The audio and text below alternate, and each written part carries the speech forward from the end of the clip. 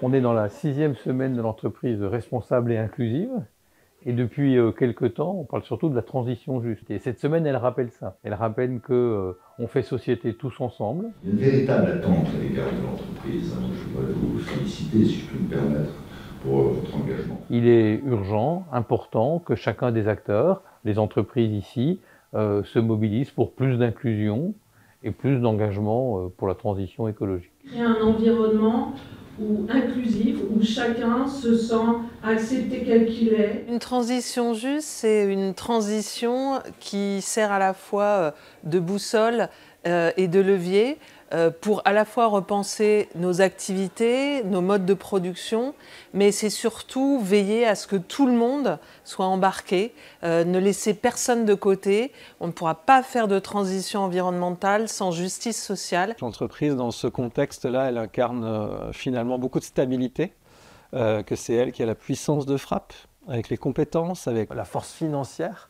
de venir résoudre très très vite, peut-être beaucoup plus vite que d'autres acteurs, les crises qui s'enchaînent. Alors effectivement, ça fait plusieurs mois maintenant qu'il y a du backlash. Pour nous, ça demande de renouveler nos efforts, notre motivation, de pouvoir convaincre et de rappeler les enjeux. La diversité, l'inclusion, c'est le ciment de la cohésion sociale, et sans ciment de cohésion sociale, il ne peut pas y avoir non plus de performance économique. L'entreprise qui s'engage est plus performante que celle qui ne s'engage pas, avec cette vision qui a été souvent rappelée que l'entreprise sera engagée ou ne sera pas. On voit aujourd'hui qu'on est, même en France, dans un climat d'incertitude très important.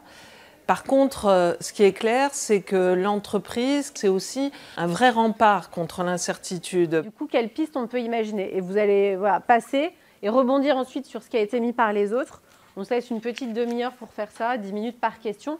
Et ensuite, on verra, on consolidera pour voir ce qui émerge de tout ça. Moi, je travaille pour la Convention des entreprises pour le climat, qui est une association d'intérêt général qui s'est lancée il y a 4 ans autour des enjeux de transition écologique au sein des entreprises pour réussir à faire en sorte que toutes ces entreprises basculent vers des modèles régénératifs et moins extractifs que ce qu'on connaît aujourd'hui. Sur la façon dont les entreprises se saisissent et des questions sociales et des questions environnementales, là, je pense que pour le moment, on est quand même dans un champ encore à explorer. Il y a aujourd'hui des leviers d'action pour les entreprises pour prendre ces sujets-là à bras-le-corps, chacune là où elles sont, avec l'effet qu'elles pourront avoir à leur échelle, mais on sait aussi que ces échelles s'additionnant, qu'on va réussir à un moment donné à impulser des transformations plus importantes. L'enjeu, c'est que les entreprises réussissent à proposer des dispositifs et qu'elles arriment ce projet écologique à un projet social. On a besoin de diversifier grandement les acteurs qui vont vouloir porter ce sujet-là dans l'entreprise. Donc je pense que ça, c'est un enjeu fort, c'est